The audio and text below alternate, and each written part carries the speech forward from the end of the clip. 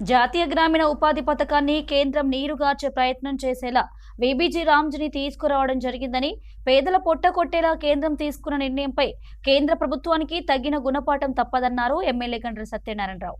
ఈ మేరకు జయశంకర్ జిల్లా కేంద్రంలో ఏర్పాటు చేసిన మీడియా సమావేశంలో ఎమ్మెల్యే గండ్ర సత్యనారాయణరావు మాట్లాడారు.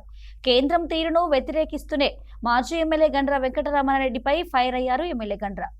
ఈరోజు అనేక సంవత్సరాలు శాంతియుతంగా పోరాటం చేసి స్వతంత్ర ఉద్యమంలో పాల్గొని నెహ్రూ, గాంధీతో పాటు ఇందిరాగాంధీ, రాజీవ్ గాంధీ కూడా ఈ దేశానికి ప్రాణత్యాగం చేసినటువంటి ఒక కుటుంబం.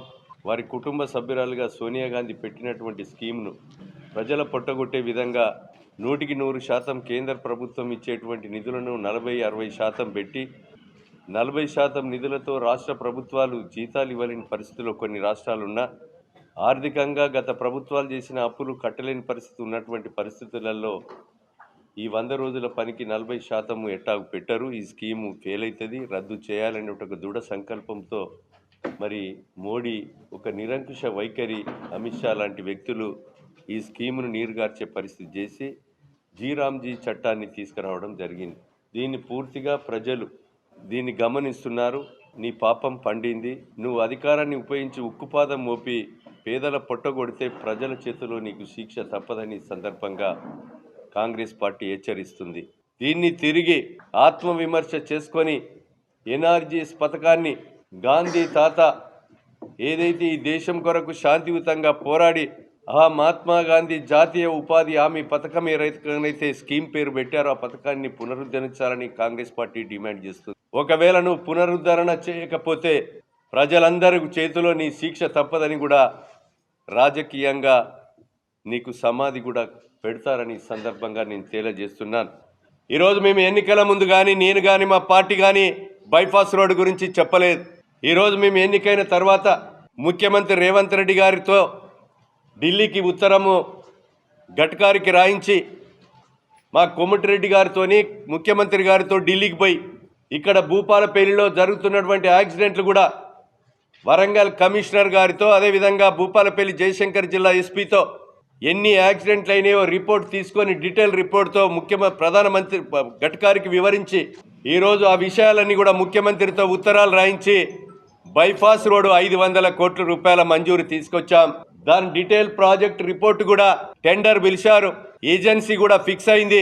డీటెయిల్ ప్రాజెక్ట్ రిపోర్ట్ ద్వారా ఇంకా 100 కోట్లు పెరిగినా ఈరోజు సిఆర్ నగర్ నుంచి బైపాస్ ను ఎక్కడ దించాలనేటువంటి ఆలోచనతో డీటెయిల్ ప్రాజెక్ట్ రిపోర్ట్ ఒక కంపెనీ సర్వే అతి త్వరలో ప్రారంభిస్తుంది. రాబోయే 3 సంవత్సరాల్లో 4 లైన్ల రోడ్డుతో పాటు 664 కోట్లు చెల్పూర్ నుంచి అదేవిధంగా గుడప్పడ్ వరకు కానీ, అదేవిధంగా సిఆర్ నగర్ నుంచి గాంధీనగర్ జంక్షన్ కు బైపాస్ రోడ్డును కూడా మంజూరు చేయించినటువంటి ఘనత కాంగ్రెస్ ప్రభుత్వాన్ని, గౌరవ ముఖ్యమంత్రి గారిది, భూపాలపల్లి ఎమ్మెల్యే గండ్ర సత్యన్నదని సందర్భంగా నేను తెలియజేస్తున్నా.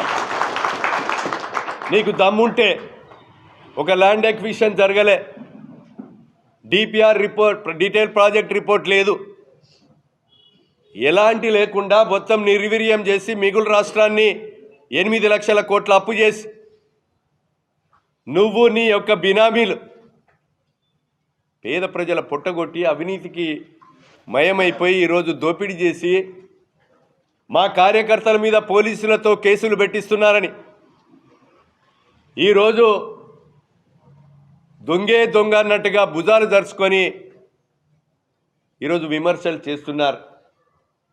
వాళ్ళ ఉనికి కొరకు నువ్వు ఏమి దర్చుకున్నా అధికారాన్ని ఉపయోగించుకొని నువ్వు 186లో 27 మంది పేదలు కొనుక్కున్నటువంటి రిజిస్ట్రేషన్ భూములను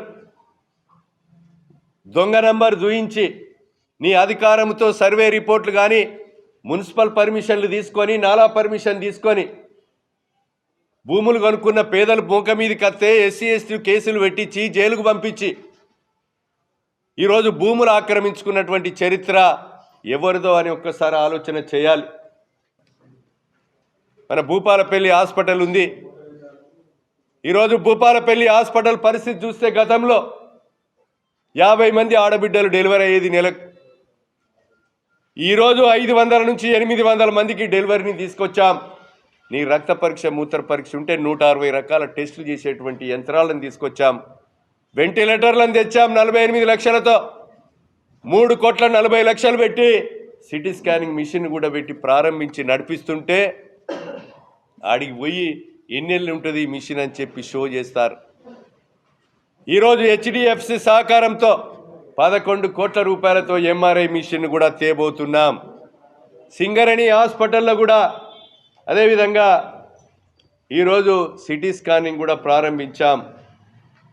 కనుక 203 పోస్టులను కూడా తీసుకొచ్చాం. 14 కోట్ల రూపాయలు పెట్టి 4th ఫ్లోర్ కట్టి 100 బెడ్ల హాస్పిటల్ని ఇప్పుడు 250 బెడ్డెడ్గా తీర్చిదిద్ది ఈరోజు హాస్పిటల్లో ఈ ప్రాంతం ఏదైతే పేషెంట్స్ ఉన్నారో వైద్యం అందే విధంగా చేస్తున్నామని సందర్భంగా మేము తెలియజేస్తున్నాం. కనుక భూపాలపల్లి మున్సిపాలిటీలో ఇంకా మిగులు పనుల కొరకు ఏదైతే సీసీ రోడ్లు డ్రైనేజ్ కొరకు కూడా మేము ఒకటే ప్రభుత్వ జీవో తెచ్చాం. 1వ వార్డు నుంచి 30 వార్డుల వరకు సీసీ రోడ్లు డ్రైనేజ్ కొరకు కూడా 10 కోట్ల రూపాయలు తెచ్చాం. అదేవిధంగా ఏదైతే రాజీవ్ జంక్షన్ జంగేడు జంక్షన్ ఏదైతే ఉందో ఎల్ షేప్లో, Ambedkar junction, Manjunagar junction shopping complex కూడా 10 కోట్ల రూపాయలు మంజూరీ తీసుకొచ్చాం. డబ్బాలన్నీ కూడా తొలగించి ఈ శాశ్వతంగా పర్మనెంట్ బిల్డింగులు కట్టించి వాళ్ళను నామినల్ రెంట్గా మున్సిపల్కు ఆదాయం వచ్చే విధంగా షాపింగ్ కాంప్లెక్స్ కూడా నిర్మాణం చేస్తాం.